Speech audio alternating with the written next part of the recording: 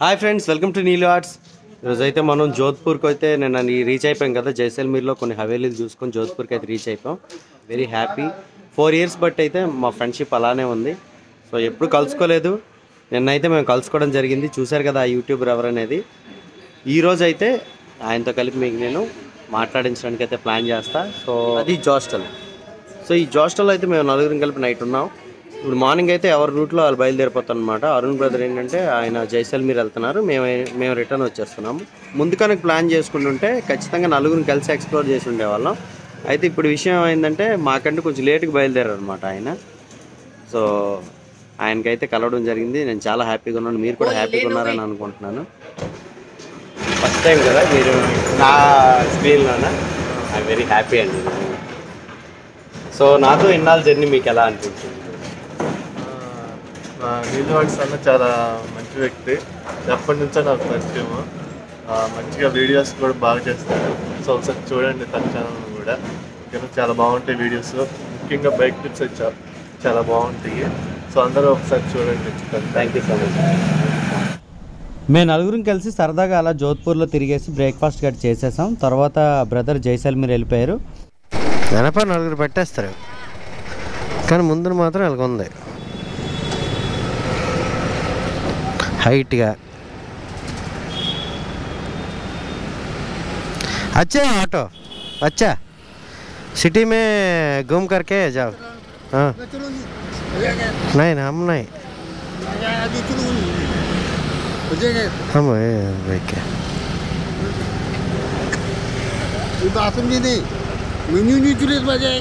हाँ अम्मा हाँ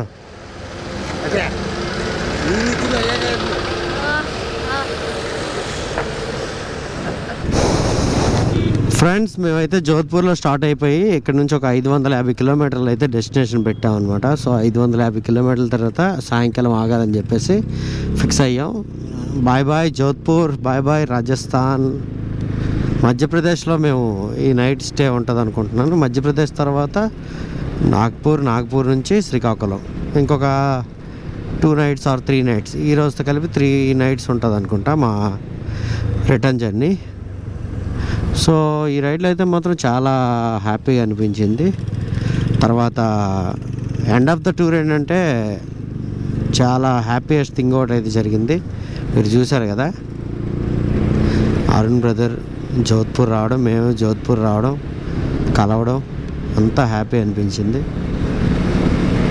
ఆయన వచ్చిన మనతో కలిసి అందరూ మాందరూ, కానీ మన ఫోన్ నెంబర్ ఉండడం, ఆయన వస్తున్నాం అన్నట్టుగా మనకు కాల్ చేయడం. సో నేను రాజస్థాన్లో ఉండడం, మేము రాజస్థాన్లో ఉండడం, ఆయన కలవడం, ఇదంతా కూడా నిజంగా హ్యాపీ.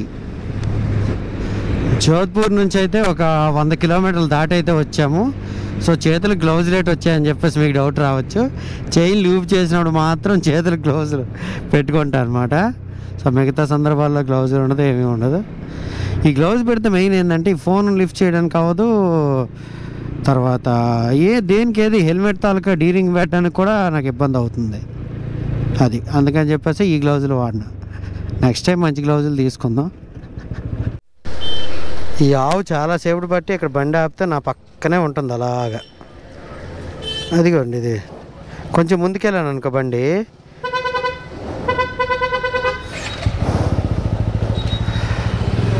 ముందుకెళ్ళి ఆపాను అనుకో, ముందుకు వచ్చేస్తుంది. ఫ్రెండ్స్, ఇక్కడ విషయం ఏంటంటే మనకి అప్పుడప్పుడు బటర్ మిల్క్ దొరుకుతుంటుంది. బటర్ మిల్క్ దొరకని ఏరియాలో ఏదైనా చిన్న గ్రామాలు వచ్చాయంటే మాత్రం నేనైతే దోసకాయలు కొనుక్కొని తింటుంటాను. ఎందుకంటే కూలింగ్ అవుతుంది అనమాట బాడీ. ఇక్కడ రొట్టెలు తింటాం కదా, విపరీతమైన హీట్ చేసేస్తుంది. దానివల్ల బండి కూడా నడపబుద్ది ఇది, నిద్ర వస్తూ ఉంటుంది. కాబట్టి ఏంటంటే దోసకాయలు కొనేసి తినేసి కారులో ఒక 1/2 hour పాటు రెస్ట్ తీసుకొని ఇంకెక్కడి నుంచి మళ్ళీ బయలుదేరాం. చూద్దాం మళ్ళీ పవర్ న్యాప్ తీసుకొని ఓకే, చిన్న పవర్ న్యాప్ తీసుకొని మళ్ళీ స్టార్ట్ అయ్యి ఉజ్జయినికి అయితే ఎలాగైనా సరే వెళ్ళిపోవాలని అయితే అనుకున్నాం. కానీ సాయంకాలంకి ఎక్కడికి చేరితే అక్కడి వరకు వెళ్ళిపోవచ్చు 6 o'clock కల్లా. ఫ్రెండ్స్, చూసారు కదా, నాకు లెఫ్ట్ సైడ్ ఏదో పెద్ద కొండ ఉంది.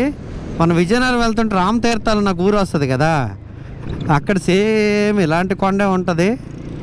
కాకపోతే అది మరీ పెద్దది అనమాట దీనికంటే. అది ఏకం ఒకటే జారుడు బల్ల ట్రాయ్ ఉంటుంది, ఇది కటింగ్లు ఉంది. అంతే తేడా, మిగతాదంతా సేమ్ టు సేమ్. ఇక్కడ కోతులన్నీ డిఫరెంట్గా ఉన్నాయి ఫ్రెండ్స్. ఇది ఫారెస్ట్ అనమాట, రాజస్థాన్ ఫారెస్ట్ ఏరియా. సో మన ఏరియాలో కోతులు ఒక రకంగా ఉంటాయి, ఇక్కడైతే మనకి బ్లాక్ ఫేస్తో అయితే ఉంటాయి కోతులు. ఓకే, చాలా గుంపులుగా ఉన్నాయి. కోతులు ఉన్నాయంటే ఫారెస్ట్ ఏరియా స్టార్ట్ అయిందని అర్థం.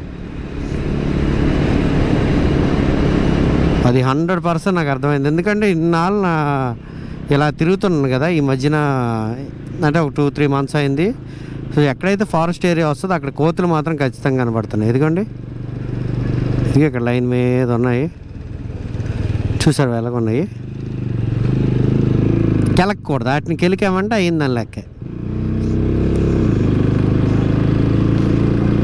అంతే. ఇదిగోండి ఇక్కడ ఎన్ని గ్రూప్గా ఉన్నాయి చూడండి. అయిపోయిందని లెక్కే. కోత తోక రోడ్డు మీదకే ఉంది. ఫారెస్ట్ అయితే మాత్రం సూపర్గా ఉంది. సో రాజస్థాన్లో ఫారెస్ట్లు అన్నీ కూడా చాలా బాగా నచ్చాయి నాకు. మొన్న షజన్గఢ్ ప్యాలెస్కి వెళ్ళినప్పుడు కూడా చాలా బాగా నచ్చింది ఫారెస్ట్. సో ఇక్కడ వైల్డ్ లైఫ్ ఎక్కువగా ఉంటుందన్నమాట, ఎందుకంటే పెద్ద రాష్ట్రం కదా. సో ఫారెస్ట్ అనేటప్పటికి దాని విస్తీర్ణం కూడా అదే రేంజ్లో ఉంటుంది. చాలా ఘాట్ రోడ్లు, తర్వాత మట్టి రోడ్లు, రకరకాల రోడ్లు, తర్వాత ఫారెస్ట్, ఇవన్నీ తిరిగినాక ఆఖరికి డైరెక్ట్ అయితే ఒక అహ్మదాబాద్ హైవేకి అయితే ఎక్కాము. బాగుంది హైవే. సో ఎంత దూరం ఉంటుందో చూడాలి. కాకపోతే ఇప్పుడు వచ్చిన ఘాట్ రోడ్ స్ట్రెచ్ ఏదైతే ఉందో అది జస్ట్ కాస్త అయినా చాలా రిలీఫ్ ఇచ్చింది మైండ్కి. సో అక్కడ లైఫ్ ఉందన్నమాట.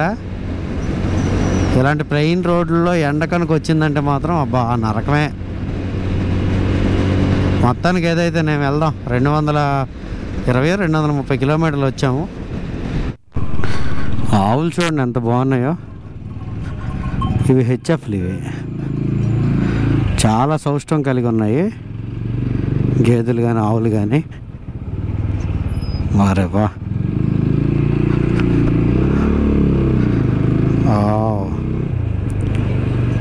ఈ ఆవు చూడండి ఎంత బాగుందో. అంబులెన్స్ మళ్ళీ ఫారెస్ట్ రూట్కి తీసుకొచ్చింది గూగుల్. ఎటు నుంచి ఎటు తిప్పుతుందో అర్థం కావట్లేదు. ఈ ఫారెస్ట్ రూట్ మళ్ళీ ఎంతసేపు ఫ్రెండ్స్. ఈ మధ్య గూగుల్ అయితే మాత్రం నరకం చూపెడుతుంది. అడవి రోడ్డు, పల్లెటూర్లు, అవి ఇవి, చిన్న రోడ్డు, పెద్ద రోడ్డు అన్నీ తిప్పేసి ఇదిగో ఆఖరికి NH 27/48 అంటది దీని మీదకి తెచ్చింది. సో ఎక్కడి నుంచి ఎంత దూరం కొట్టగలం అంత దూరం అయితే కొట్టేయాలి మెల్లిగా. వామ్మో సూపర్, అమ్మయ్య. తెల్లవారు నుంచి ఇలాంటి రోడ్డు చూసి ఎంతసేపు అయింది ఆయన. ఇది ఇంకెన్ని కిలోమీటర్లో ఏటో. సూపర్, చాలా బాగుంది. చాలాసేపటి తర్వాత హైవే ఎక్కాం. సో ఈ హైవే ఎలాగుంటే బాగున్నాను. Wow super. అంటే హైవేకి వాసిపోయాను అనమాట, హైవే కక్కుర్తి అయిపోతాను. అలాగుంది ఇప్పుడు పరిస్థితి. మేము ఇప్పుడు రాజస్థాన్కి మధ్యప్రదేశ్కి బార్డర్ ఏరియాలో అయితే ఉన్నాము. ఇది నిమ్మచ్ ఏరియాలో ఉన్నాము. అయితే నిమ్మచ్లో ఉండిపోయి మార్నింగ్ 5 o'clock కల్లా లేచి ఈ ట్రాఫిక్ ఏది లేకుండా కవర్ చేసుకోవాలని చెప్పేసి మాకైతే కోరికలాగా ఉంది. ఎందుకంటే ట్రాఫిక్ అయితే బీభత్సంగా ఉంది. ఎవరికి నచ్చినట్టు వాళ్ళు వస్తున్నారు. ఇక్కడ మధ్యప్రదేశ్ ఎంటర్ అయిపోయింది కదా, మరి ఇక్కడ రూల్స్ లేవు, రెగ్యులేషన్స్ లేవు, దిబిడే చూసారా, లైట్ కోడ్ లేదు, మీదకి వచ్చేస్తాడు. ఇలాగే ఉంటుంది ఇక్కడ వ్యాపారం. కొంచెం జాగ్రత్తగా వెళ్ళాలి. నిమ్మచ్చు ప్రతాప్ గారు, నిమ్మచ్చు అనేది రైట్ తీసుకోవాలి. ఓకే ఫ్రెండ్స్, మనమైతే బార్డర్కి ఇంక 2 kilometers దూరంలో ఉన్నాం. బార్డర్ అంటే ఏ బార్డర్ అనుకుంటున్నారా? రాజస్థాన్ నుంచి మధ్యప్రదేశ్ బార్డర్ అండి. సో రాజస్థాన్ అయితే విడిచిపెట్టేసి మధ్యప్రదేశ్లోకి అయితే ఎంటర్ అయిపోతున్నాం. రండి.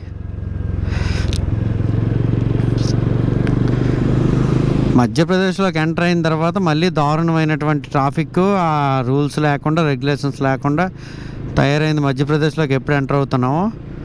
కానీ రాజస్థాన్లో చాలా డిసిప్లైన్గా ఉంటారు. వారెవ్వా ఒక స్టేట్ నుంచి ఇంకో స్టేట్కి అయితే వచ్చేసాం అనమాట ఇంటికి వచ్చేస్తున్నప్పుడు.